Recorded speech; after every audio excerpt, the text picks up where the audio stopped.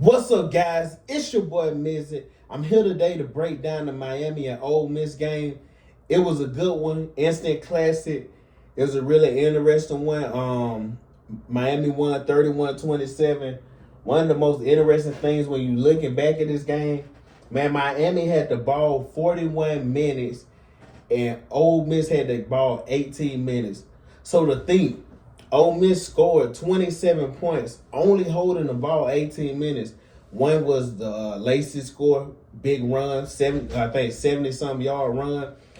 It just showed, man, that Miami was close to losing this, guys.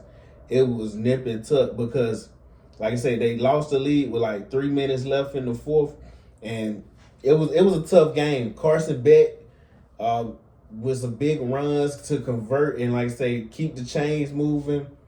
Really was important in this game because one of the weird things at a certain point, it was feeling like, man, Miami could just run the ball down these guys' throat and just keep leaning on them.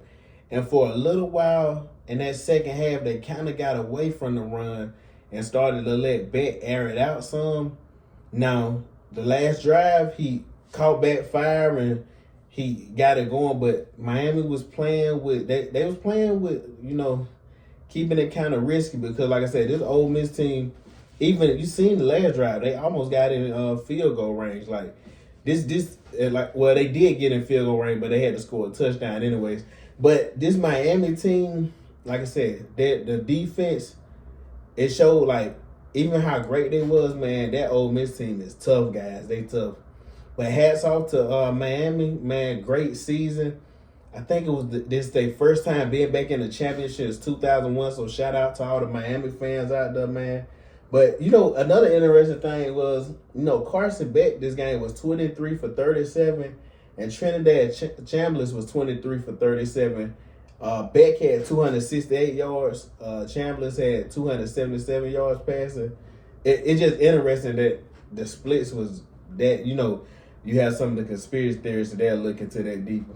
But anyways, some of the key players for this game, of course, Fletcher, 22 attempts, 133 yards on the ground.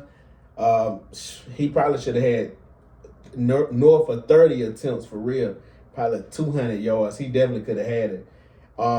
Marion, big game. Tony, big game. Man, I just love the way Tony runs. When he catches the ball, he's like a running back running that ball. That guy's tough. And like I say, Lacey, 11 attempts. Lacey had exited the game early and then came back.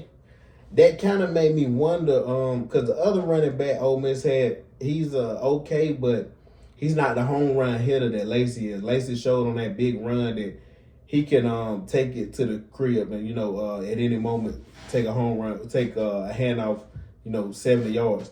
But it kind of made me wonder, like, if Lacey didn't get hurt, would Ole Miss have pulled this game out? Who knows? But like I say, anyway, like I say, man, one of the big things, I really feel like Miami really could have blown this game open if one.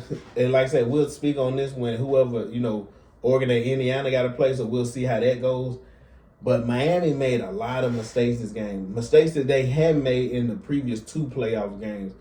Man, the penalties and how many dropped interceptions this game. Oh, my God. It was the one play when Trinidad threw the ball up. It was two Miami defenders there. The guy just juggled the ball. I swear they must have dropped 5 or 6 interceptions. They had to. And I'm like, man, if you catch even just half of them, this game probably not even close, to tell the truth. Like I said, man, this the D-line, like I said, with the time of possession being like it was, Ole Miss probably would have had the ball 30 minutes, it would have helped because your goal was trying to tire out that Miami D-line, so then by the fourth quarter, they're not as fresh and you wearing on them legs. Now, Ole Miss did still take this lead, like I said, with almost 3 minutes left.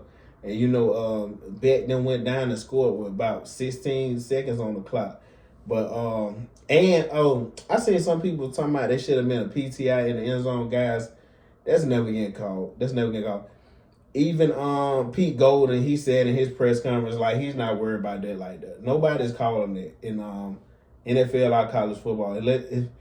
Like, once it's a Hail Mary type of deal and the ball's in the air, like, nobody's calling that, guys. But anyways, guys, another thing, just kind of peeking ahead a little bit to the championship, man, who it kind of made me think, if you're Miami, well, I guess if you're a Miami fan, who would y'all rather play? Let me know in the comments. Would you rather play Indiana, Oregon? Who you think be an easier matchup or better matchup? Of course, if I'm the players, I always think, like, I don't care who y'all send out here because we're going to whoop their ass. Like, that's the mentality you got to have. If you have a mentality like you picking and choosing, it's kind of weak-minded. But I think that, it's interesting because I think Indiana is the tougher team. But Oregon, I always say Oregon offense is real tricky to defend. Indiana plays kind of they're running now. Stop us. Can you stop us? And no team, they've lined up with 14 teams this year, and nobody has been able to stop them. So they may go on the championship and still beat Miami. But Oregon, like I said, Oregon offense is real interesting because it's just hard to game plan for. Indiana has seen it before, but this Miami team, I think if they play Oregon is more balanced because Oregon, like I said, Oregon hasn't run the ball great in the playoffs so much. JMU, we ain't gonna really talk about that. I mean, not JMU. Was it JMU? Ole Miss? Nah, not Ole Miss. Oregon played. Oregon. Yeah, it was JMU. But they when they played Tech, they didn't run the ball so well. But like I said, I think they do have the running backs that are serviceable and can run the ball. But like I say, it's interesting because, like I say, Indiana, great team, physical, really physical. Oregon is physical, but I think when you play Oregon, it's just a different style that you got to prepare for. When you play Indiana, Mendoza, he's going to do, like I say, it's a lot of post routes. It's a lot of stuff, like, it's not trying to trick you so much and get you out of position. We feel our players are tougher and better and can beat you. When you play Oregon, they got a lot of speed. They're using speed options. They're doing a lot of movement, a lot of stuff at the line of scrimmage, moving stuff around. So like I say, man, guys, we'll see how it goes. But, man, again, congratulations to Miami. Shout out to the Hurricanes. I see everybody talking about the U is back. It's funny y'all said it because, I was watching one guy.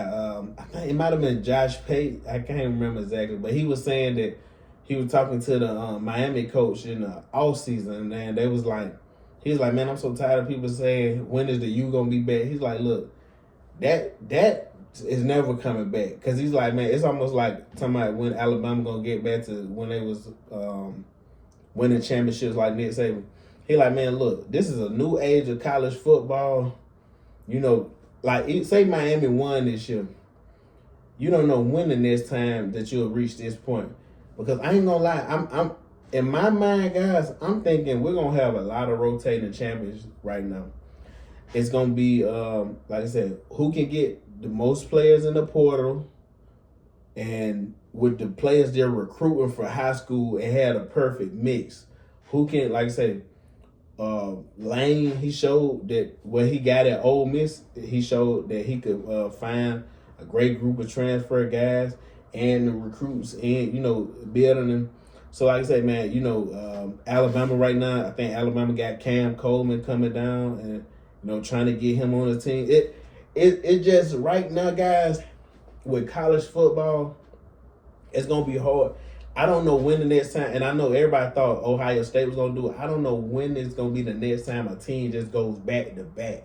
And not even saying, winning 4 and 8 years or something, something like I said, Alabama dynasty or something like that. Who is going to be the guys who just have a 2-year dominant stretch? Because everybody thought it was going to be Ohio State. No. it's just gonna be tough now, guys. And people who said Miami shouldn't have been let in and all this, I keep telling people, you can believe it or not, college football now is like the NFL. You're gonna have teams competing and winning championship with multiple losses. It's gonna be hard to go undefeated. Like I say, Indiana's having an awesome season, and maybe Indiana finished the season undefeated. And like I say, that'd be great. But Ohio State even had the one loss last year to Oregon. Of course they avenged it. But like I said, we'll see how that goes, because most teams, I think now, when they win a championship, most teams are gonna have a loss on the year. I just think that's it. It is what it is. But anyways, guys, like I said, I'm trying to come on here and ramble too much, man. I just wanted to come on here, speak on the game briefly. Shout out to Miami. Shout out to everybody in the comments. Let me know who y'all got playing Miami in the championship. Do you have Miami taking it off? But anyway, guys, like, comment, subscribe, share. Catch you next time. Appreciate you.